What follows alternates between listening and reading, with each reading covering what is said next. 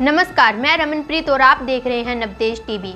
हरियाणा के पानीपत में भरी पंचायत में एक युवक की हत्या के मामले में खुलासा हुआ है। युवक सुनील के चाचा ने पहले उसके हाथ पकड़े और फिर उसके बाद चचेरे भाई ने चाकू से उस पर ताबड़तोड़ वार कर दिए। जब सगा भाई सुनील को बचाने आया तो उस पर भी हमला कर दिया। वारदात को अंजाम देने के बाद दोनों आरोपी मौके से फरार हो गए।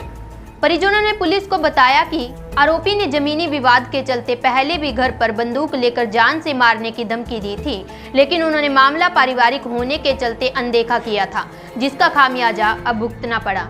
सुनील के घायल भाई अनिल का अस्पताल में इलाज चल रहा है। सुनील 2 बच्चों का पिता था और उसका ससुराल खुकराना गांव में है। शव का आज पोस्टमार्टम होगा। पुलिस को दी शिकायत में रामचंद्र ने बताया कि वह गांव छिछड़ाना का रहने वाला है। वह खेती बाड़ी करता है। वह 4 भाई हैं। सबसे बड़ा भाई जिला सिंह, छोटा चतर सिंह और सुभाष है। उसने और सुभाष ने करीब 35 साल पहले 7 एकड़ जमीन खरीदी थी। बंटवारे के दौरान ये 7 एकड़ जमीन उसके हिस्से में आ गई, जबकि इतनी ही पुश्तैनी जमीन सुभाष के हिस्से आई।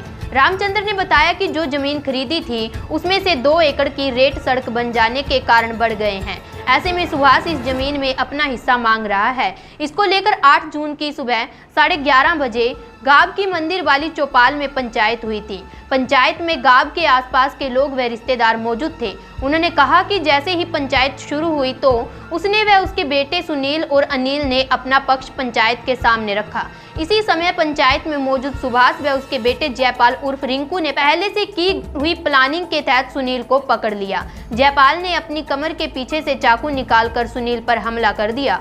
चाकू सुनील के पेट के आर पार कर दिया। इसके बाद उसके छोटे बेटे अनिल पर भी जयपाल ने चाकू से वार किए, जिससे दोनों भाई मौके पर खून से लथपथ हालत में बेहोश होकर नीचे गिर गए। पंचायत में मौजूद व्यक्तियों ने सुभाष और रिंकू को पकड़ने की कोशिश की तो उन्हें चाकू दिखाते हुए भाग गए। दोनों घायल भाइयों को काड़ी में निजी अस्पताल ले जाया गया, जहां डॉक्टर ने सुनील को मृत घोषित कर दिया, जबकि अनिल को उपचार के लिए भर्ती कर लिया गया है। उन्होंने बताया कि सुभाष व जयपाल पहले भी घर पर अपनी लाइसेंसी पिस्तौल व बंदूक लेकर आए थे और जान से मारने की धमकी देकर गए थे। मारा गया सुनील खेती बाड़ी करता था। उसके 2 बच्चे हैं। इनमें 11 साल की बेटी और 7 साल का बेटा है। सुनील की मौत से परिवार की महिलाओं का रो रो कर बुरा हाल है। दोनों बच्चों के सिर से पिता का साया उठ गया है। उधर घायल अनिल भी शादीशुदा है। उधर आरोपी जयपाल भी शादीशुदा बताया गया है। उसके और उसके पिता सुभाष के फरार होने के बाद उनके परिवार में केवल महिलाएं ही हैं। पुलिस थाने के प्रभारी पवन कुमार ने कहा कि घायल अनिल के बयान लिए जाएंगे। फिलहाल आरोपी पिता पुत्र फरार हैं। दोनों की तलाश में टीमें जुटी हैं। जल्द ही उन्हें गिरफ्तार कर लिया जाएगा।